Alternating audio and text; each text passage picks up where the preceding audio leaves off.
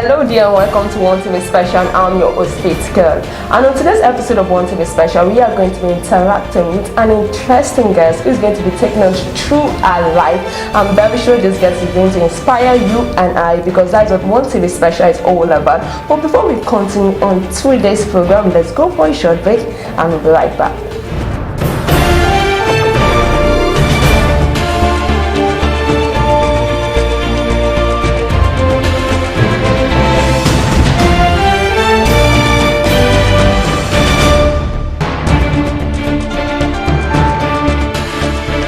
Welcome back, guys. It's the ONE1TV Special and I'm your host Faith Girl. Earlier, before we went on a break, I said we have an interesting guest in the studio with us, and the person of Ogechukwu Madu Agu. She's a beauty artisan and also an activist, and I know you guys will be wondering who she is. How did she get started? How did she become an activist? I myself is wondering how she gets started. First, let me introduce you to my guest, Ogechukwu Madu Agu. Welcome to the show. Thank you so much. You look so beautiful today. Thank you. I love the way you style your hair. I love the way you look, even from your outfit. Guys, when you're a beauty artisan, what did I expect? Thank you. Thank you so much. Okay, thank you for gracing our show today. We have a lot of questions for you. Believe me, we want to I hope I'll be able to answer all. Yes. I'm not camera friendly. I'm usually shy before the camera, but I'll do my best. We are all shy, aren't we? Yes, but we love to learn. Don't we love to learn? Yes, of course we do. So first I want to ask you, can you tell us a little bit about yourself? Like you said earlier on, my name is Ogechukwu Madu Agu. I'm from Uguta 1. I graduated from LASO. I studied biz admin. I was also at IMT Enugu before I went to LASO. And this is me. I graduated, and before I graduated, I've always loved business. Okay. Yes, and the business is doing my own thing in fashion and beauty. I started by stringing beads to make jewelry with it. I got a company abroad, I think America, with Jigo, an online store. Okay. Yeah, so I bought seeds from them, and they will send down. I string and sell. From there, I started traveling to Abuja, Wuse Market, to buy gold and sell in Lagos. Then fashion again, interior decoration is part of it. I just love to play with colors, designs, do things myself until makeup came on board. Okay. So I started makeup and I've been there, star faces. Okay, you studied biz admin, but the question is, why did you choose the beauty aspect? I know you could have gotten a job anywhere in Lagos, in Abuja, you could have been a business manager in any company, but you decided to go into beauty. Why beauty? Why not food? Why not any other thing? I told you that I love to create. I love to play with colors. I've always had my own style, pattern. It may not necessarily expensive, but I've always looked the way I want to look. I alter clothes designs, you know. So it's in me. It's in me. I always want to consult myself and advise others on fashion. So can you tell us about your personal style, since you love playing with colors? My personal style, I'm just me, what I'm putting on. I get to my wardrobe. Most times I don't... how long does it take you to dress? Not too long after taking my bath. 10, 20, 30 minutes? No, though I'm a makeup artist, but I hardly wear makeup. Yeah, so if I'm going out with you and I say I've had my bath, just know we'll be leaving in the next 5-10 minutes. Okay. Yes, but if I've not had my bath, then I'm still sorting. What you wear? Yes. Okay, that is enough with the beauty and fashion part of you. There's one interesting thing about you. You're an activist. Why did you decide to become an activist? You didn't study law, you didn't study, what you studied was business admin. So what pushed you into that area? What took you to that path? You don't study activism. Yes, but we find out that most... It comes from you, from childhood. Okay. It's people who stand up for other people, people who speak the truth all the time. I remember when I was in the university, one day we were having a conversation in the class, and after it, some guys approached me and said, there will be an election, would want you to, you know, be part of it, be the vice of the departmental chairman or president rather. So I told them no. I know who I am. I knew I was going to do something in future, but I didn't want to mess it up with politics. So you knew, you knew that you were going to trade to the part of activists. Yes, stand for the truth. Yes, but I didn't actually know the area. You were going to focus yes, but it has always been in me, and but I said politics, no, I don't want to get involved. You thought politics is going to hinder you from speaking the truth or from doing what is right? I thought it's gonna mess me up. Can you explain that mess up to us? Because we don't politics is messy. It's messy. Yes. Really? Yes. But we need more sane people like you in politics, don't you think, guys? I do. I think we need more sane people like you in politics. From the sideline, we could talk, we could criticize, but once you get in there, they will pollute you. They will just make you do that thing that people will say, it wasn't not that girl that was saying that thing that day. So don't just go there. Don't get close to them. Okay, back to your activist stuff. You said when you were in university, you didn't know the line, you didn't know what you wanted to speak up about, but you know you wanted to do something for the people. Yes. So right now you have an NGO. Yes. Can you tell us about that NGO? How you get started? What made you decide to choose that particular NGO? What made you decide to set up that particular NGO? Okay, this question has come too often to me, and I will still give the same response. You know, sometimes when you start something, you wait till the end before you tell your story. Good. So for now, I have not been answering that question about how I started. But the reason why I started is just for my love for humanity and for the Igbos. I wish and pray that we would do things right. You know, for humanity's sake and for God's sake. You said for the love of the Igbos. That means this NGO is basically for the Igbo nation, or is it basically right? No. Then tell us I started from the Igbos. Okay, I started from the Igbos. It's all about you've not asked me about what my NGO is all about. Yes, so it's about humanity as in advocating for the abolition of obnoxious and repugnant traditions that are infringing on human rights and dignity, so that are also not consistent with the word of God. So those traditions, they say charity begins at home. I had to start from home, which is the Igbo nation.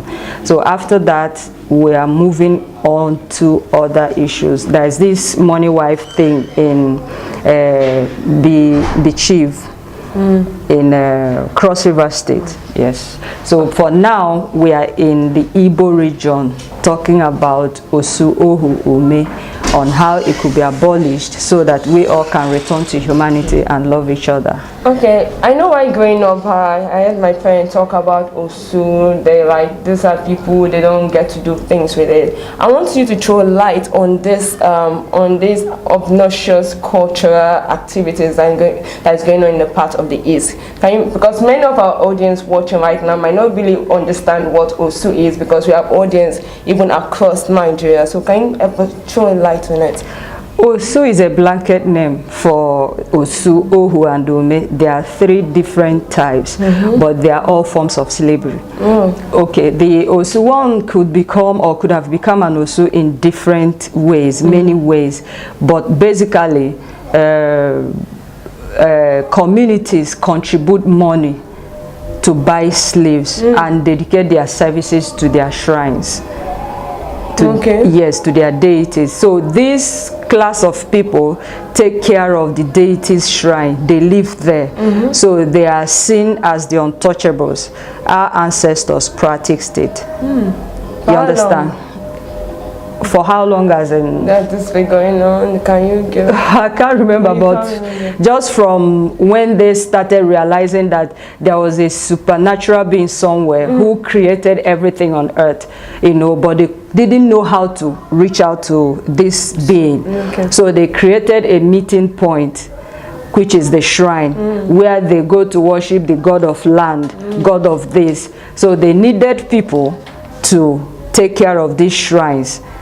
That was how they got to, and you know, most slaves now, they are kidnapped or stolen or captured during war.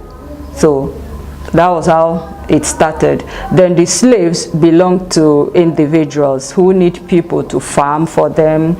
You know, it was a way of showing that you're rich, wealthy, you have many slaves. Then the slave trade started, so people did it as business. It was legitimate and legal at that time. So when the slave trade was abolished in the whole world, they remained where they were. So people were still in families, and they are discriminated against. Then the umays are also dedicated to the deities, but the killer deities, the ones that once you take a note before them, the person dies immediately. Wow. So yeah, they are dreaded. People fear them. They don't get close to them because they believe they're as dangerous as the gods. So over time, civilization came, modernization, Christianity. Their descendants are no longer at the shrines. People have moved on with their lives. The slaves are no longer even answerable to their masters. Because if you do that, you answer, you go to court, or they will take you to court rather. So that's it. But our present generation have not stopped to discriminate against them. And you keep saying they are being discriminated against. Can you tell us what types of discrimination they face? In marriage, they date them.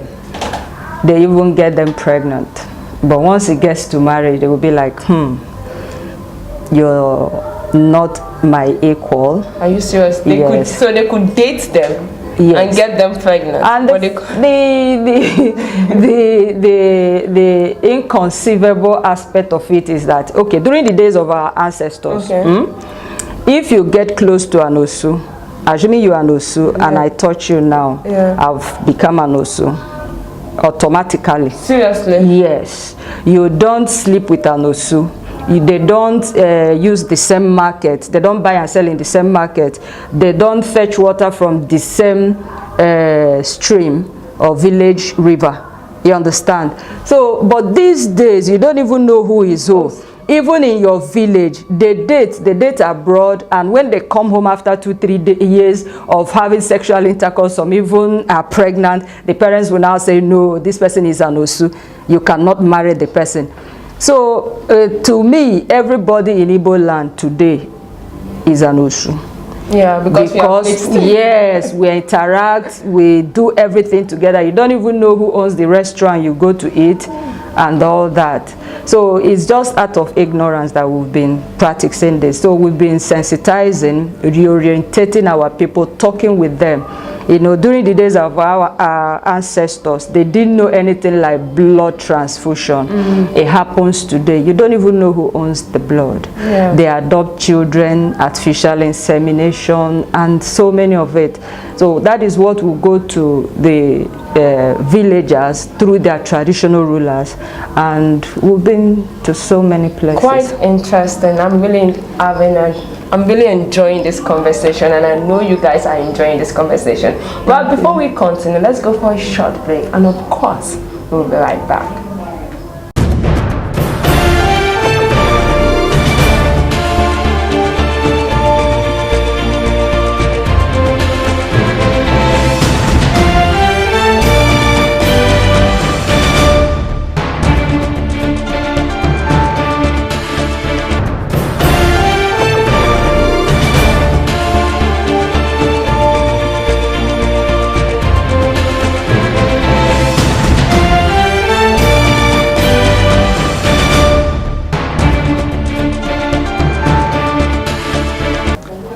welcome back, guys. It's the ONE1TV special. I'm your host, Faith Girl, and sitting here with me is a beautiful guest, a beauty artisan, and also an activist, Ogechukwu Maduagu. Before we went on a break, we were getting to know her better, and we had a lot of discussion, and we're still going to talk more.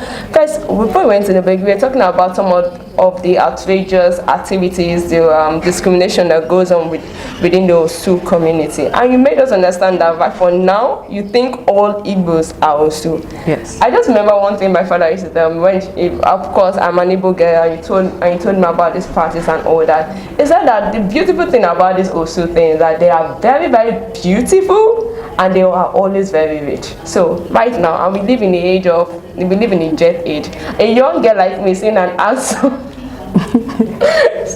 a young girl like me see a very handsome man, and everything, and he has money in his pocket, and maybe of course, and I like him, and at the end of the day, someone tell me he's an Osu. I don't understand this. I'm trying to fathom this. Okay, let's view it from two different angles. Okay. You know, they are seen as subhumans. Okay. So even when 2, 3, 4 of them are rich, is overrated. They are rich because they were not expected to be rich. Okay. That is one angle to it. Then the second angle to it is that they are innocent before God. Yeah. God is the one blessing them. Actually, the dealers who are the ones that are segregating against them are the ones that are under curse. Yes, before God. Because no Osu willingly dedicated his or her services to the deities. They were forced. Yes, to take an oath of allegiance and all that. If you don't, some of them, when they kidnap them and sell them into slavery, they make them swear an oath before a shrine that they will never go back to where they came from. Okay, since we started this campaign, some people who have been able to trace their origin back to where they came from were just 2, 3, 4 villages away. Osu in Imo State was originally a freeborn in Imo State. So God does not approve injustice. You understand? So the dealers are the ones on the wrong side before God who needs to, yes. Then how can you deny and deprive someone of his or her fundamental human right? In some communities, they are not allowed to take chieftaincy title. Like in my community now, they are not allowed to take Obuago title, Oririnzere, and even if they become the oldest man in the village, we call it Opara, they will not confer the title on them. Wow. Someone that God kept alive, and you're saying that the person does not deserve to be there. So we ignorantly offend God and commit sin just because of what our ancestors, you know, I'm not blaming our ancestors. They lived their life in their own time. This is our own time. You know, we have to live in such a way that it will fit our present time. People are speaking out from different angles against slavery, inhumanity, racism. And this is it. And the Igbos also are speaking out against marginalization, and you are marginalizing your own because they are Igbos by blood. And I keep saying, okay, I made a post on Facebook, and a girl commented. She said, we cannot abolish Osu because the gods are wise. So, which gods, please? So I told her that the gods are innocent. I'm a Christian, I don't believe in gods, but I know they exist. And if you believe in them, they will strike if you go against the rules. Everybody, all of us have broken the rules of Osu, and the gods are silent. No havoc, no nothing. People have children with them. So what is our problem? Ignorance and stigmatization. People stigmatize you when you get married to them. Yeah. Like in my place, we have Ohu, you understand? And if the so-called freeborn gets married to an Ohu who is a slave, they have a name for the product of that marriage. That's my problem. I mean, so they go further in stigmatizing people. The gods are either in their shrines or have even gone out. They are no longer there. I think they've gone out. They are no longer there. They don't care. You know, I keep telling them that there's a difference between God coming to you now and say, do this thing for me, and you going to God and say, I want to do this, help me. The gods never came to anybody to say, bring me human beings, dedicate their services to me. People just sat down and planned the way they want to live their life. And we have to go back to sit down and plan the way we will live our life, because it's causing war, rancor, people are dying, properties, you're hurting a human being. Since I started this campaign, people on a daily basis, they call, marriage dates are being broken. Yeah. Hearts, some people are thrown out. You know, even when a guy, there's this lady, she contacted me. She said that the husband insisted on getting married to her. They got married, and for 2 years it's been war. From the husband's side, they should throw her away, until the husband's younger sister came up to say that their late father came to her in the dream to say that it was because the brother got married to an Osu, that is why he died. And wow, if they don't chase the girl away, he would kill all of them. Are you serious? So they had to chase the girl away. Somebody in the village, somewhere in Imo State, also contacted us. A man, he has a good portion of land. You know, in those days they put them at the entrance of the communities, so that when disease is coming, it will kill them first. If there is war, they will start killing them first. Now it has become an advantage because civilization and development is coming in through that side. So they want to eject this man and take land back. Yes. And all they do is harass him every day with mopo. They go to this police station and report that he's a threat to the community, and a whole lot of things. They've been to court, and you can imagine there is a law that says Osuo Ume is been abolished in the Igbo region by the Eastern States Assembly. Yes. Good. And anyone who violates it is declared a criminal and punishable by law. It is this same law that they were court that they went to, and they ruled in the favor of the community. On what grounds, please? That the guy should, I don't know, that the man should leave. So he came to us, he even did a video, you understand, telling us this story. And 2 days ago, we went to this very community to see the traditional ruler, but we did not meet him. The next day, this guy called me and said he was away, and when he came back, they had dropped a letter for him at home that he should come to zone whatever at Omuahia, that they came to report there that he's a threat to the community. How? This is a guy that said, I wasn't there, but he said that he spent 1.2 million when that traditional ruler was building his palace to support him. They could collect their money. They collect their money. They take their money to pay their children's school fees. They live in their houses as their tenants. They are on their payroll. And yet you go, it's just pride, wickedness, you know. So I'm just pleading with our people. It's in the mind. It has nothing to do with the gods. How can you wake up and say a human being is not a human being? Did you create the human being? Did you even create yourself?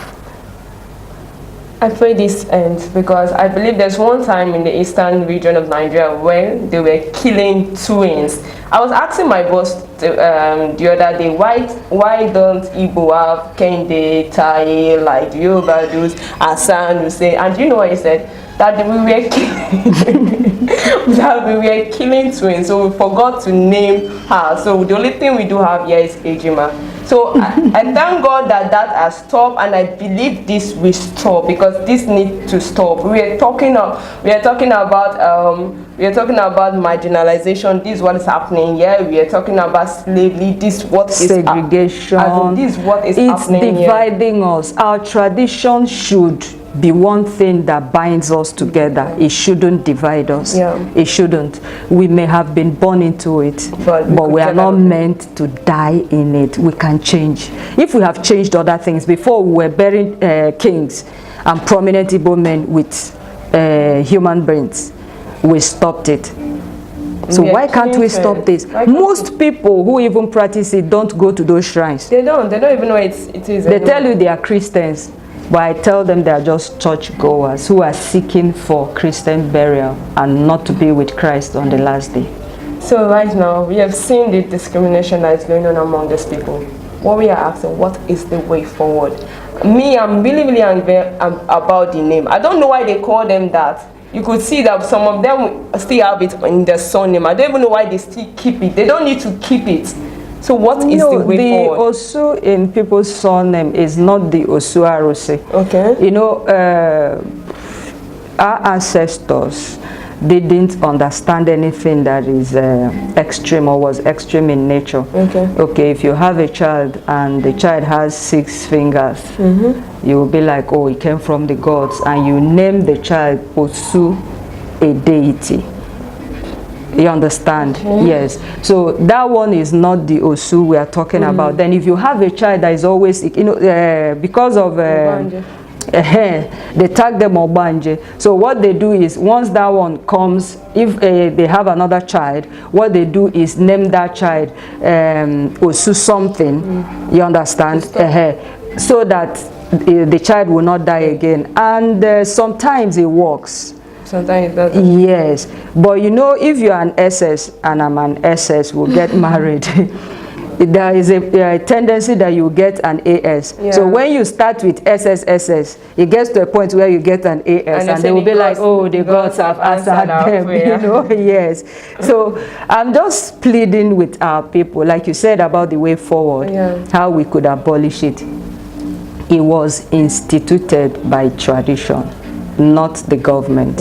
So the tradition will also abolish it. So it lies on the table of the traditional rulers and us. They need our support and encouragement. People keep challenging them. Some of them that are ready to abolish it, they will say, go and let your daughter or son marry it. And I want to clarify that there was nowhere, traditionally or otherwise, that it was stated that once a traditional ruler marries an Osu, or the child marries an Osu, that Osu would then be abolished. It was the mischievous, wicked elders that started that. And those days are gone. When someone wants to do a good thing, encourage the person. It's setting us back. This tradition is actually setting us back. You understand? So let's encourage them. People have gotten married to them. People have had children with them. People are ready to marry them today. And marriage is between two people that found love, not to prove a point to you. You understand? So I'm just pleading with us. It's time we do away with it. The traditional rulers are ready. I'll tell you that I'm proud of them. About, let me say, 70-75 of the traditional rulers that we've been to their communities are ready. All they need is the support of the community people. The people themselves. Yes. Okay, with what we have said, that is really interesting. What is one major thing your organization have been able to achieve here in the Eastern region? Okay. We have not succeeded in abolishing it in a particular community, but the processes are on. So many communities. I wouldn't want to start mentioning names, but people who have seen us in their communities will recognize me when they see me. We have met with the traditional rulers and their council members, where we have met with the elders of that community, the chairmen of the villages. You understand? So the process is ongoing. It's not something you just wake up and abolish. Okay, like from where I came from, there are things they are not allowed to do. You don't just wake up and abolish it without taking care of those details. In families, they are not allowed to be the family head. The family head is, or in a kindred or clan, is usually the oldest. Even if they are the oldest there, they are not, especially the Ohu, the slave. So we have to discuss with the family units, the clans, the village level. The village level is the Okparas, you understand? So every community have their own unique issue, which we take care of before we now eventually abolish. So when we agree, come to that understanding that it should be abolished, we start the process, the details, as in putting it down that once this thing is abolished, there will no longer be deprived or denied of this and that. You understand? So we come to agree before we now make the declaration. So very soon you'll just start hearing that this community did it today, the other community did it, you know. So but in this December, there's a community that in this Imo state that is trying to pick a date, so that their people will come home and even fast and pray that it will be a liberation program and it will be abolished. So we are still working and collaborating with them. Okay, that is so nice. Forgive me, my bad. I was so keen on talking with you that I forgot to ask the name of your organization. I'm really sorry about that. It's okay. We are called the Initiative for the Eradication of Traditional and Cultural Stigmatization. The acronym is Ifetatious. Ifetatious. That is nice. That's a nice name. Ifetatious. If you have a teacher, Ifetatious, that is a very good one.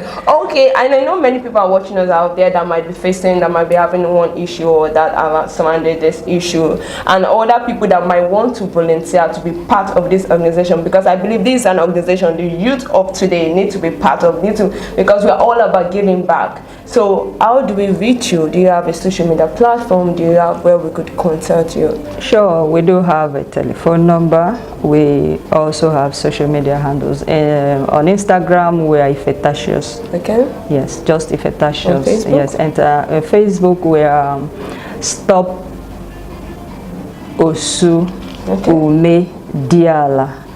System. Yes, because we are also advocating that Diala Amadi Nwa should be abolished. God did not. What is Diala? Diala, the so-called freeborns. Okay. Yes, God did not classify human beings. We are all humans. When we abolish the four, we will return back to humanity. You know, it actually came through revelation while we were praying, and God told us that Diala is a worse cursed than Osu Ohume, because they are the one that is causing the division and segregation, that it should also be abolished. So I started thinking, you know, I said, oh, this could be why there is still white supremacy. Yeah. Yes, because the white man succeeded in abolishing slave trade, meaning that they stopped the blacks from kidnapping their brothers and sisters and selling to them, but they did not abolish slave master. So that is why you still have white supremacy. So if we abolish all, yes, if we abolish all, we'll return to humanity and be one. God did not create anybody and dropped the person from heaven to a part. We all migrated from, so even in Igbo nation, my people said they came from Benin. Onitsha came from Benin. Some people came from Kwara State, just like that. But we are in the Igbo region. Let's make it work. So on Facebook is Stop Osu Ume Diala. On Instagram is Stop Osu Ohu Ume Diala. On Instagram is Ifetatious. Yes, we also have a website, www.ifetatious.com. Okay guys, and that is it for us on today's episode of ONE1TV special. Remember, we are all born equal. Stop the slave trade, stop Osu, because I don't understand, if we want the right to start treating us like equal, let's start treating ourselves as equal. So join us next time, same time, for another explosive episode, and I remain your host, Faith Care. Goodbye for now.